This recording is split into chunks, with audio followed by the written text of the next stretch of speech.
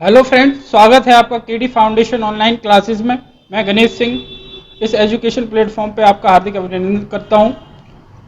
आज से हम जीएस की एक श्रृंखला प्रारंभ करने जा रहे हैं जो कि तमाम प्रतियोगी परीक्षाओं के लिए उपयोगी साबित होंगी, सभी छात्र छात्राओं के लिए, चाहे वो टेट का एग्ज़ाम हो, सीटेट का एग्ज़ाम हो, लेखपाल का हो, एसआई या अदर कोई बड़े एग्ज़ाम हो।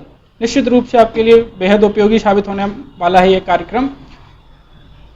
सामान्य अध्ययन के अंतर्गत पहले हम भूगोल से शुरू करते हैं, फिर संविधान पर चलेंगे और हिस्ट्री और करंट अफेयर, साइंस, ईवीएस, धीरे धीरे टॉपिक्स आपको मिलते रहेंगे रेगुलर और आपके लिए काफ़ी हेल्पफुल होंगे। और आज से हम जो है भूगोल प्रारंभ करते हैं। भूगोल हम बचपन से देखते होंगे कि भूगोल का मतलब बच्चे समझते हैं पृथ्वी गोल है, लेकिन आज हम थोड़ा और उससे आगे देखते हैं कि वास्तव में भूगोल होता क्या है, भूगोल को हम कैसे समझ सकते हैं, या भूगोल को एक लाइन में कैसे हम परिभाषित कर सकते हैं। देखते हैं भूगोल, भू का मतलब आप समझते हैं कि पृथ्वी, तो भूगोल को एक लाइन में परिभाषित कर सकते हैं कि पृथ्वी की विविधताओं का अध्ययन, पृथ्वी की विविधताओं या उच्चावच का अध्ययन, ये क्या कहलाता है? भूगोल कहलाता है।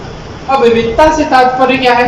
विविधता से तात्पर्य है वैरायटीज। कि पृथ्वी पर तमाम वैरायटीज देखने को मिलती है। जैसे आप महाद्वीप देखते हैं, महासागर देखते हैं, कहीं पर्वत देखते हैं, तो कहीं पठार देखते हैं, कहीं हम नदियां देखते हैं, कहीं झीलें, खाड़ी, प्रपात, अन्य चीजें देखते हैं। जैसे एक शब्द और लिखा हुआ उच्चावच का अध्ययन। ये उच्चावच का मतलब क्या है? उच्चावच का मतलब क्या है? ऊंचा प्लस नीचा। कोई चीज जैसे पर्वत, अभी पर्वत एक साइड ऊंची होगी और एक पर्वत का ढलान है तो ये नीचा है। तो ऐसे ही पृथ्वी का जो धरातल है कहीं बहुत ऊंचा है, कहीं बहुत नीचा है, और तमाम ये सारी चीजें देखने को मिलती है। तो भूगोल के अंतर्गत बेसिकली इन चीजों का अध्ययन करते हैं। तो एक लाइन में हम कह सकते हैं कि पृथ्वी की विविधताओं का अध्ययन क्या कहलाता है? भूगोल कहलाता है। अब थोड़ा सा देखते हैं कि भूगोल शब्द के जनक कौन है, या भूगोल के पितामह किसको कहा जाता है? Who is the father of geography. तो देखते हैं कि सबसे पहले जियोग्राफी शब्द का प्रयोग इरेटोस्थनीज ने किया। किसने किया? इरेटोस्थनीज। और भूगोल के जनक माने जाते हैं हिकैटियस। भूगोल के यहाँ थोड़ी कंफ्यूजन होती है कि भूगोल के जनक तो फादर, पितामह कौन है? हिकैटियस साहब है, जबकि जियोग्राफी शब्द का प्रथम प्रयोग किया इरेटोस्थनीज। ठीक है। अच्छा, एक बात और, कुछ इन पॉइंट है ये देख लेते हैं, फिर आगे टॉपिक शुरू करते हैं। पृथ्वी गोल है। फर्स्ट टाइम किसने कहा पृथ्वी गोल है? अरस्तु, यूनानी अरस्तु ने कहा कि पृथ्वी क्या है? गोल। ठीक है। अगला पॉइंट देखते हैं, भूकेंद्रीय सिद्धांत। भूकेंद्रीय सिद्धांत दिया टॉलमी साहब ने, और इन्होंने बताया कि ब्रह्मांड के केंद्र में पृथ्वी है और सारे ग्रह, बाकी के ग्रह जो हैं या सूर्य भी है, वो पृथ्वी के चारों तरफ चक्कर लगा रहा है। लेकिन आज की परिस्थिति में हम देखते हैं तो क्या ये बात सत्य है? क्या ये टॉलमी साहब का ये भूकेंद्रीय सिद्धांत उचित प्रतीत होता है? जब तक भूगोल के बारे में ज्ञान नहीं हुआ लोगों को, भूगोल के जो विचारक हैं उन्होंने नए नए सिद्धांत नहीं दिए, तब तक, या ऐसे समझिए किसी बालक से कहा जाए कि भूकेंद्रीय सिद्धांत बेटर है कि सूर्य केंद्रीय सिद्धांत, तो देखने में तो ये लगता है कि पृथ्वी क्या है, हम लोग केंद्र में है और सूरज कभी पूर्व दिशा में होता है तो कभी पश्चिम दिशा में, या चंद्रमा। लेकिन आज के दृष्टिकोण से ये सिद्धांत गलत है। आज कौन सा सिद्धांत मान्य है? सूर्य केंद्रीय सिद्धांत। ये बात सही है कि सूर्य ब्रह्मांड के केंद्र में और सारे ग्रह उसका चक्कर लगा रहे हैं। तो जब तक ये सूर्य केंद्रीय सिद्धांत निकोलस कोपरनिकस ने नहीं दिया था, तब तक भूकेंद्रीय सिद्धांत को ही सत्य माना जाता था कि ब्रह्मांड के केंद्र में पृथ्वी है। ठीक है। अच्छा, देखते हैं अगला पॉइंट देखते हैं। अच्छा, सूर्य केंद्रीय सिद्धांत कोपरनिकस का। विश्व ग्लोब के निर्माता कौन? अच्छा, एक बात देखते हैं, ग्लोब और मानचित्र में अंतर क्या होता है? आप लोग समझते होंगे, आपने देखा होगा, एक ग्लोब होता है, एक मानचित्र होता है। तो ग्लोब किसी गोलाकार वस्तु पर, विश्व ग्लोब किसी गोलाकार वस्तु पर पूरे विश्व की या पृथ्वी की आकृति को उकेर दिया जाए तो उसे हम बोलते हैं ग्लोब। विश्व मानचित्र, अब जैसे ये व्हाइट बोर्ड है या किसी सादा कागज पर दीवार पर यदि पृथ्वी की आकृति को महाद्वीप दिखला दें, महासागर दिखा दें और तमाम चीजें दिखा दें, नदियां, पर्वत, पठार दिखा दें, तो क्या हो जाएगा? मानचित्र। अब यथार्थ में ग्लोब ज्यादा बेटर होता है मानचित्र से। मानचित्र से हम वो यथास्थिति पृथ्वी की नहीं समझ सकते जैसे कि हम ग्लोब से समझते हैं। क्यों? क्योंकि पृथ्वी भी क्या है? गोल है। तो उस गोलाकार वस्तु पर, पृथ्वी पर निर्मित संरचनाओं की आकृति उकेर में तो वो ज्यादा बेटर है। तो विश्व ग्लोब को सबसे पहली बार किसने बनाया? Martin Behaim. जबकि विश्व मानचित्र के निर्माता माने जाते हैं कौन? अनेक्सिमेंडर। अर्थात विश्व का मानचित्र पहली बार जिस व्यक्ति ने बनाया वो अनेक्सिमेंडर थे, और विश्व ग्लोब का निर्माण जिस व्यक्ति ने पहली बार किया वो मार्टिन बेहम। अब हम बात करते हैं भारतीय मानचित्र। भारतीय मानचित्र के पितामह कहलाते हैं जेम्स रेनेल ने। अर्थात भारत का मानचित्र पहली बार जिसने बनाया वो जेम्स रेनेल थे। अच्छा, एक पॉइंट, मानचित्र कला के जनक टॉलमी। ठीक है, मानचित्र कला के जनक टॉलमी। अब ये याद रखना है, विश्व मानचित्र के निर्माता अनेक्सिमेंडर और भारतीय मानचित्र के जनक जेम्स रेनेल। ये थोड़ा सा इंट्रोडक्शन हो गया बेसिक पॉइंट पे। अब हम शुरू करते हैं। हम एक टॉपिक लेते हैं भूगोल में, अक्षांश और देशांतर। अक्षांश और देशांश क्या होता है? अक्षांश, अक्षांश को कैसे परिभाषित कर सकते हैं देखते हैं, थोड़ा सा समझते हैं। अक्षांश इसके मापक होते हैं, अक्षांश दूरी के मापक, अक्षांश इसके मापक होते हैं दूरी के। और देशांतर याद रखने की बात है, अक्षांश दूरी के मापक हैं जबकि देशांतर समय के मापक हैं।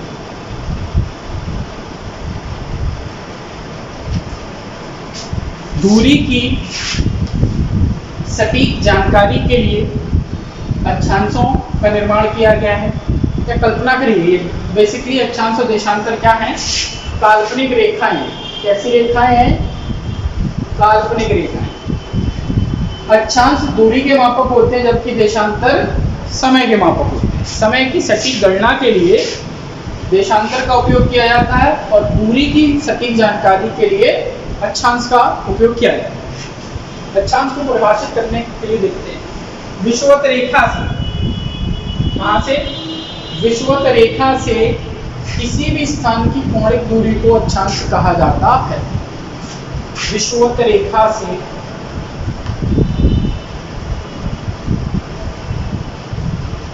किसी भी स्थान की कोणिक दूरी को, किसी भी स्थान की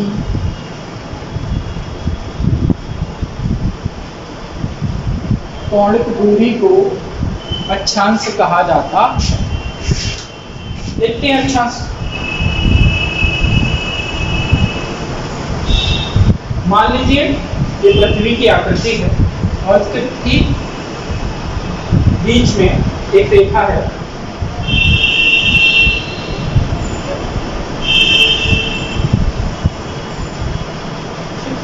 जिसको बोलते हैं भूमध्य रेखा। भूमध्य रेखा, ये भू के मध्य में जो रेखा उसको बोलते हैं भूमध्य रेखा, या इसी को बोलते हैं विषुवत रेखा। विषुवत। अब ये विषुवत रेखा से चाहे उत्तर में चाहे दक्षिण किसी भी गोलार्ध में, विषुवत रेखा से किसी भी स्थान की कोणिक दूरी, इस विषुवत रेखा से किसी भी स्थान की दूरी ज्ञात हम किसके माध्यम से करते हैं? अक्षांश के माध्यम से। देखते ये सबसे बड़ी अक्षांश रेखा होती है विषुवत रेखा। कुल अक्षांश रेखाओं की संख्या कितनी होती है?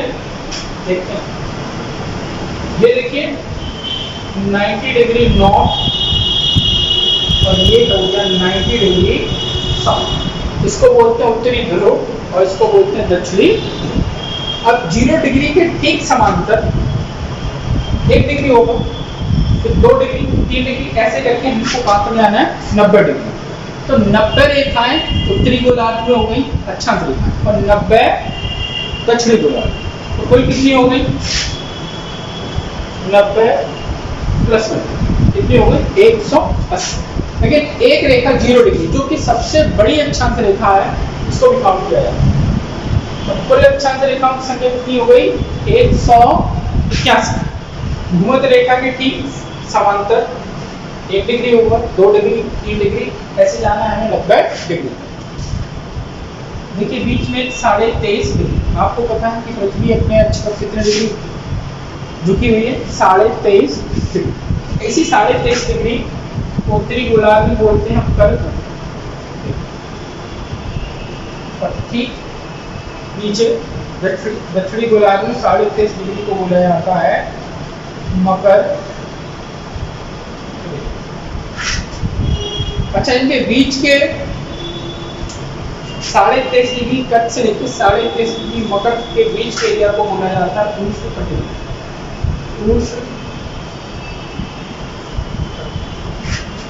उष्णकटिबंध क्यों बोला जाता है?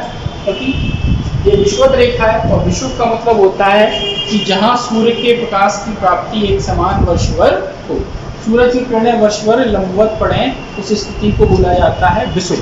और चूंकि इस रेखा पर भूमध्य रेखा पर सूरज वर्षभर लंबवत रहता है, इसलिए इसको हम दूसरे विषुव रेखा के नाम से भी जानते हैं।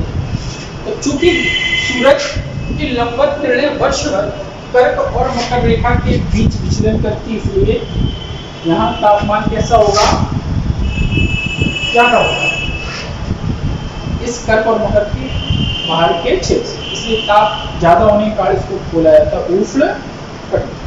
अच्छा, थोड़ा 23.5 से हम थोड़ा सा ऊपर बढ़ते हैं, पहुंचते हैं 45 डिग्री और 45 डिग्री साउथ। अब 45 डिग्री नॉर्थ, 23.5 डिग्री नॉर्थ से लेकर 45 डिग्री नॉर्थ के भाग को क्या बोला जाता है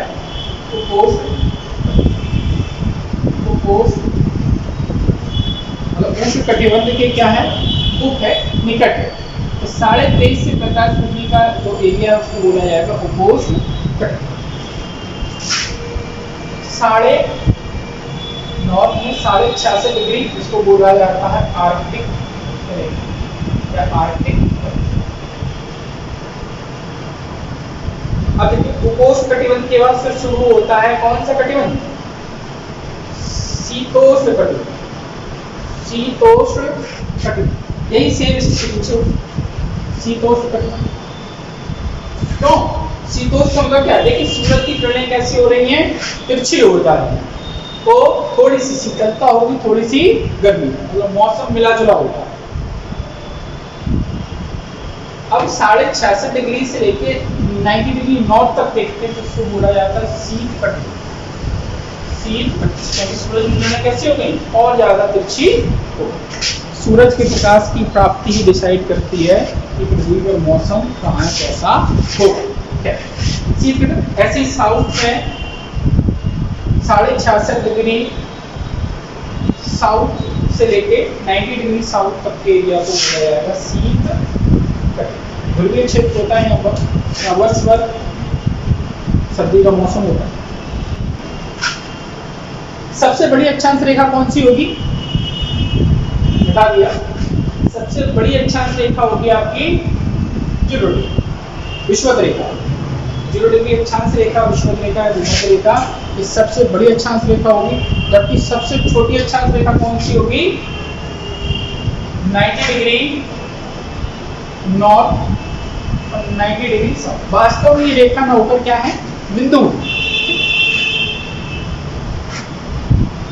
अच्छा, एक सवाल और देखते हैं, जैसे दो अक्षांश रेखाओं के बीच कितनी दूरी होती है। सवाल क्या है, दो अक्षांश रेखाओं के बीच कितनी दूरी होती है। ऐसे समझिएगा कि मान लीजिए एक रेखा है और इसके ठीक समांतर एक रेखा होगी, ऐसे 180 रेखाएं होंगी। तो दो अक्षांश रेखाओं के बीच कितनी दूरी होगी 111। तो 0 डिग्री से लेके 1 डिग्री तक जो दूरी होगी वो कितनी होगी 111 किलोमीटर। अब मान लीजिए 2 डिग्री की दूरी का भी पूछी जाए तो कितनी हो जाएगी 0 डिग्री से लेके 222 किलोमीटर। तो इस प्रकार हम देखते हैं कि पूरी पृथ्वी की दूरी की गणना कर सकते हैं कि टोटल पृथ्वी की परास कितनी रेंज कितनी है। तो हम क्या करेंगे 181 गुणा 111। तो पूरी पृथ्वी उत्तरी ध्रुव सपोज पूछा जाए उत्तरी ध्रुव से लेकर दक्षिणी ध्रुव की दूरी कितनी है, क्या करना है सिंपल सा 180 गुणा 111। अब तक हमने देखा अक्षांश, अब हम देखते हैं थोड़ा सा देशांतर के बारे में। जिस प्रकार अक्षांश के आधार पर पृथ्वी को दो गोलार्धों में बांटा गया, एक उत्तरी गोलार्ध और एक दक्षिणी गोलार्ध, ठीक इसी प्रकार देशांतर के आधार पर पृथ्वी को भी दो भागों में बांटा गया, एक पूर्वी गोलार्ध और एक पश्चिमी गोलार्ध। ठीक है,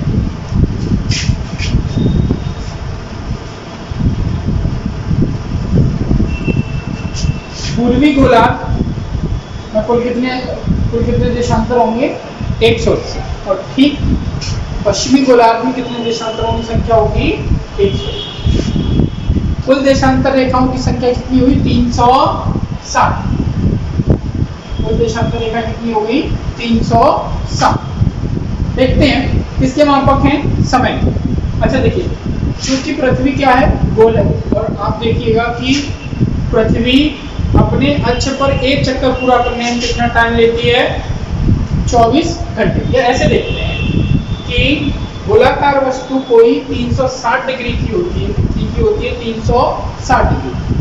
तो 360 डिग्री 360 देशांतर हो गए। अब 360 डिग्री एक चक्कर पृथ्वी पूरा करने में कितना टाइम लेती है 24 घंटे।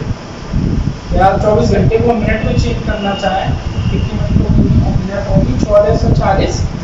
अर्थात पृथ्वी अपने अक्ष पर एक चक्कर पूरा करने में एक दिन अर्थात 24 घंटे अर्थात 1440 मिनट लेती है।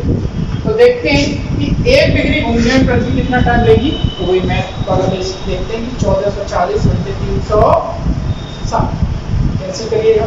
तो 1 डिग्री पृथ्वी घूमने में कितना टाइम लेगी 4। अर्थात जैसे हमने देखा था कि दो अक्षांश रेखाओं के बीच कितनी दूरी होती है 111 किलोमीटर, वैसे ही दो देशांतर रेखाओं के बीच कितने समय का अंतर होगा 4 मिनट। 1 डिग्री पृथ्वी घूमने में 4 मिनट का समय लेते। तो अब देखते हैं कि ये जो 0 डिग्री देशांतर रेखा है ये गुजरती है लंदन के ग्रीनविच शहर से। वहां से गुजरती है लंदन के ग्रीनविच, लंदन में ग्रीनविच पड़ता है, वहां से 0 डिग्री देशांतर रेखा काल्पनिक रेखा है दोनों अक्षांश और देशांतर। ऐसा नहीं कि वास्तव में गुजरती है, कल्पना करी गई है समय की सटीक गणना। इसी को बोलते हैं, इसी 0 डिग्री देशांतर रेखा को बोला जाता है अंतरराष्ट्रीय मानक समय रेखा। अंतरराष्ट्रीय मानक समय यह प्रमुख यामोत्तर रेखा भी इसको बोलते हैं। सूर्योदय कहाँ होता है पूरब। तो जाहिर सी बात है कि पूर्वी गोलार्ध में सूर्योदय पहले होगा और पश्चिमी गोलार्ध में जब पूर्वी गोलार्ध में सूर्योदय होगा अर्थात दिन होगा तो पश्चिमी गोलार्ध में क्या होगी रात होगी। क्यों? क्योंकि सूरज की किरणें पहले पूरब साइड पड़ती और ऐसे समझिए कोई गोलाकार वस्तु है, कोई गोल वस्तु पर यदि टॉर्च की लाइट डालेंगे तो एक साइड पर तो लाइट रहेगी और दूसरी साइड पर क्या होगा अंधेरा होगा। सेम ऐसी स्थिति जब पूर्वी गोलार्ध में दिन होगा तो पश्चिमी गोलार्ध में क्या होगी रात, और जब पश्चिमी गोलार्ध में दिन हो जाएगा तो क्या हो जाएगी रात। देखिए तो इसी समय की कि कहीं दिन हो रहा है कहीं रात हो रही है, कहीं सूर्योदय पहले हो रहा है कहीं सूर्योदय बाद में हो रहा है। तो इसी समस्या के निदान के लिए एक मानक समय माना गया, जो कहाँ का माना गया लंदन का ग्रीनविच। चूंकि ये काल्पनिक रेखा यहाँ से बनी इसलिए इसको बोलते हैं।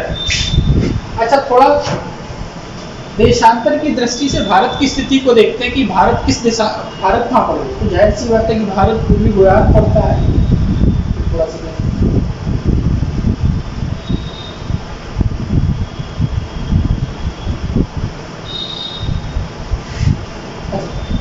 ये भारत के ठीक बीच से जो देशांतर गुजरता है उसको बोलते हैं 82.5। भारत पूर्वी देशांतरी दृष्टि से भारत किस गोलार्ध में स्थित है? पूर्वी गोलार्ध। और भारत के ठीक बीच से जो देशांतर गुजरता है वो कौन सा? 82.5 डिग्री पूर्वी। क्योंकि कहाँ से जो भारत के कितने राज्यों से गुजरता है? ये 5 राज्य। जैसे कर्क रेखा भारत के 8 राज्यों से गुजरती है, ऐसी देशांत ये 82.5 डिग्री पूर्वी देशांतर रेखा भारत के 5 राज्यों से गुजरती है। देखते हैं कौन कौन से राज्य। उत्तर प्रदेश, मध्य प्रदेश, छत्तीसगढ़, ओडिशा और आंध्र प्रदेश। 82.5 डिग्री पूर्वी देशांतर को भारत की मानक समय रेखा माना जाता। क्यों? एक इधर पूर्व में एक राज्य है, कौन सा? अरुणाचल प्रदेश। तो सबसे पहले सूर्योदय कहाँ होता है? अरुणाचल प्रदेश। तो सबसे बाद में कहाँ होगा? तो जाहिर सी बात है, जो सबसे पश्चिमी राज्य है गुजरात। तो सबसे पहले भारत में सूर्योदय होगा अरुणाचल प्रदेश में, और सबसे बाद में कहाँ होगा? गुजरात। तो जाहिर सी बात है कि टाइमिंग की समस्या आ गई। मान लीजिए यहाँ 4:30 बजे सुबह हो गई, तो यहाँ 1 घंटा ज़्यादा हो गया। तो इसी समय की विसंगति को दूर करने के लिए एक मानक समय माना गया कि ये 82.5 डिग्री वाले स्केल का जो मानक समय होगा ये पूरे भारत का मानक समय होगा। इलाहाबाद के नैनी से ये रेखा गुजरती है। और देखते हैं थोड़ा सा। अच्छा देखिए, अभी मैंने बताया था थोड़ी देर पहले कि 2 देशांतर रेखाओं के बीच कितने समय का अंतर होता है? 4 मिनट। अर्थात ऐसे सोचिए कि यदि लंदन के ग्रीनविच पर दिन के 12 बज रहे हैं, कितने बज रहे हैं? दिन के 12 बज रहे हैं, तो 1 डिग्री पूर्वी देशांतर पर समय कितना होगा? 12:04। क्यों? क्योंकि अभी बताया कि 1 डिग्री घूमने में कितना समय लेती है? 4 मिनट का। तो यदि लंदन में 12 बज रहे हैं तो 1 डिग्री आगे जाएंगे पूर्व में, तो टाइम होगा 12:04। और यही यदि पश्चिमी गोलार्ध में आप 1 डिग्री वेस्ट देशांतर का समय निकालेंगे, कितना निकलेगा? 12 माइनस कितना हो जाएगा? 4। अर्थात 11:56 AM। ठीक है। अब देखेंगे कि लंदन के या दुनिया का जो मानक समय रेखा है, यहाँ से भारत के मानक समय में कितना अंतर है। तो हम क्या करेंगे? एक बेसिक सी बात है कि 1 डिग्री पृथ्वी घूमने में 4 मिनट का समय लेगी। तो हम क्या करेंगे? 82.5 इंटू, देखते हैं थोड़ा सा, इस 82.5 इंटू कितना हो जाएगा? 4। 82.5 डिग्री देशांतर भारत का मानक समय, उसमें हम गुणा करेंगे किसका? 4 मिनट। तो देखिए कुल कितने मिनट आए? 330 मिनट। 82.5 में हम 4 का गुणा करते हैं तो 330 मिनट। अब 330 मिनट को जरा घंटे में बदलिए, तो ये वैल्यू निकल के आएगी 300, ये 5 घंटे 30 मिनट। 330 मिनट को आप घंटे में चेंज करेंगे तो 5.5 घंटा से 5 घंटे 30 मिनट वैल्यू निकल। अर्थात हम क्या देखेंगे कि लंदन या ग्रीनविच रेखा से या इंटरनेशनल जो टाइमलाइन है वहां से भारत का समय कितना आगे है? आगे ही होगा पूर्वी गोलार्ध, 5.5 घंटे। अर्थात यदि लंदन में 12 बजते हैं दिन के, तो भारत में समय कितना होगा? शाम के 5:30।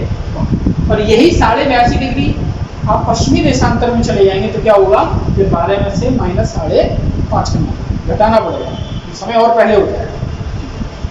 तो ये आपके देशांतर और अक्षांश के टॉपिक समझाने का प्रयास किया गया। मिलते हैं नेक्स्ट वीडियो में। आपको टॉपिक समझ में आया हो, वीडियो पसंद आया हो तो चैनल को सब्सक्राइब करें, वीडियो को लाइक करें और चैनल को सपोर्ट करते रहें। और कोई टॉपिक से रिलेटेड कोई समस्या हो तो कमेंट बॉक्स में आप कमेंट कर सकते हैं, इसका आंसर आपको मिल जाएगा। Okay, thank you.